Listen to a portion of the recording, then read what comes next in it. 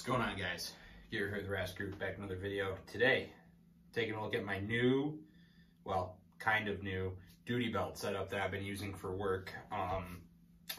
Yeah, let's just dive into it. So as you guys know, my full-time job is in law enforcement. I do Rast Group and all that stuff part-time as often as I can. Some weeks it feels like full-time, whatever, right? So that being that as it may, I've had a long time kind of experimenting with gun belt setups. Right from the academy, they stress that you need to put some time into specializing your gun belt setup for you and making sure that it is appropriate for what police work you're doing, where you're working, the time of year, etc. So I'm going to show you what I'm working with right now. We'll talk about kind of what my mindset is with it, what I want to do going forward, and we'll just dive into it, right? So we'll start with the belt. I was using a Safariland two-piece Velcro duty belt system for the last 7 years. Thing worked solid. However, it got to a point where it wasn't doing so hot anymore, right? We had to mix it up a little bit. We had to, fortunately the Velcro wasn't marrying up very well together, and it was either I was gonna have to order a complete new belt system from them or find somebody else.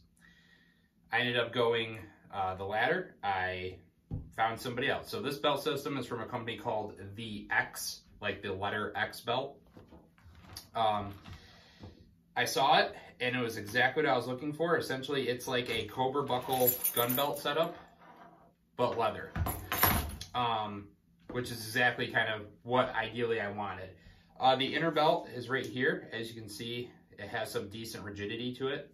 I really like that it has a enclosed ring, like a pass-through on the one end, so that this end goes through, you loop it, bring it back around, and you secure it to itself, which means up front where you're actually like cinching this down at, there isn't a ton of extra bulk. You have 2 layers on the one side, 1 layer on the other.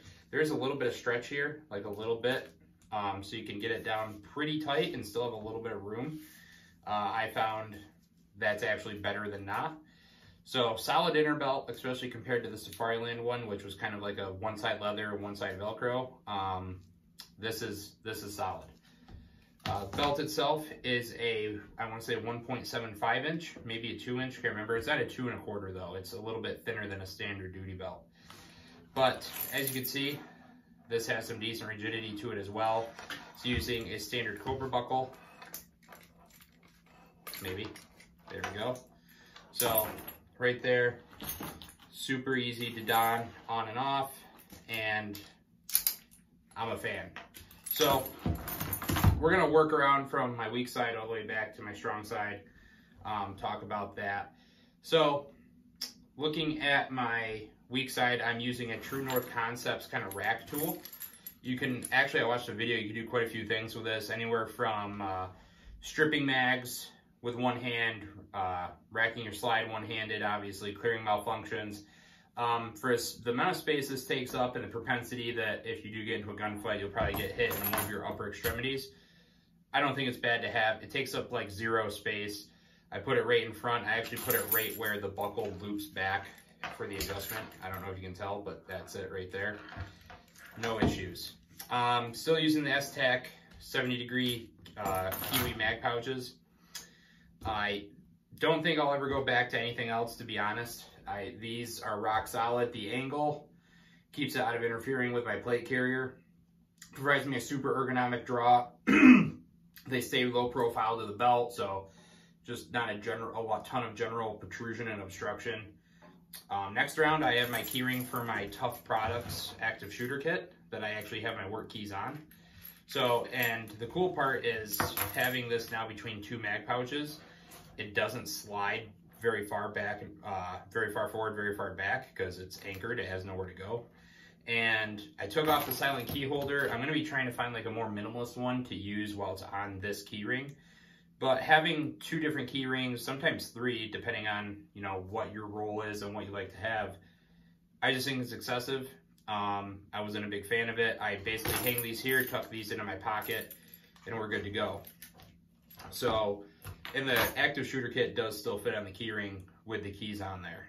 Next, I have an S-Tac single AR mag pouch. I kind of want to add a, flatline fiber coat dump pouch to the underside of this at some point, just to, can never go wrong just adding a dump pouch, especially one of the super compact ones.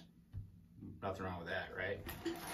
So now, let's take a look at the cuff case. It's still the Strategic Dark molded cuff case with the Peerless handcuffs. I have it running on the back side now. Still quick to get to, has a little bit of retention here, but pop that off and go, and you have your cuffs. Biggest piece of news, True North Concepts MHA with a QLS receiver here. True North Concepts leg strap kit. This, if you're, and here's my thing, and I'm gonna make a little bit of a high horse on this, guys. I'm sorry, make a little bit of a big deal, get on a high horse about this, I should have said.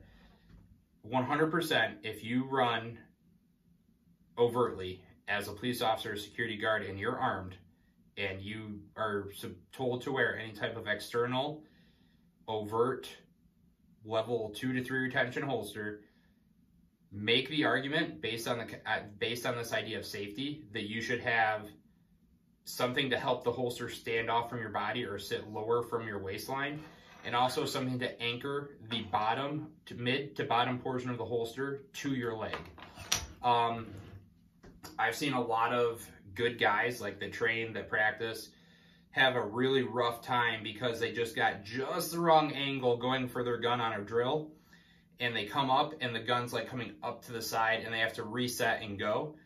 That's not something you can afford to have happen. I just find it completely unacceptable. If a department won't allow you to, give them some info on departments that are allowing it, that are okay with it, and, you know, do everything you can to kind of better your own chances, or find someplace different to work that actually cares if you live or die, right? Because I'll tell you right now, we at RAS Group, when I'm teaching handgun stuff, which is like kind of what we're known for, draw is like our third most important fundamental after grip and vision.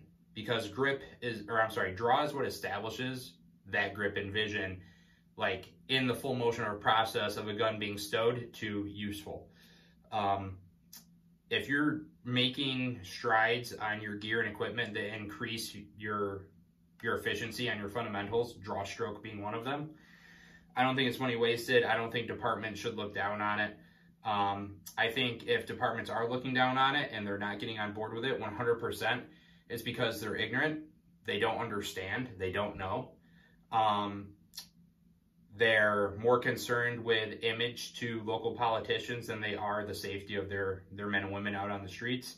And, you know, just bad mindsets is a big one. Like the mindset of, well, we never had that, so you don't need it. Yeah, that's a broken mentality. And if you work at a place like that, get the fuck out of there. It's stupid. There's all over the country, people are paying big money to experienced cops to come from wherever you're coming from, get trained up, and, you know, hit the street. So that's my setup. Super simple. That's the direction I'm going in. I might be adding some sort of pokey thing, maybe a little bit more medical down the road. I definitely want to figure out some type of standalone silencer for the keys. But overall, this is my setup. I think this is effective. I think it works. Everything else is mounted up on my upper kit. So that being said, that's the video, guys. Thank you for tuning in. Guys, stay safe, stay trained, stay rad. I'll be back with the next one. I gotta turn off the camera.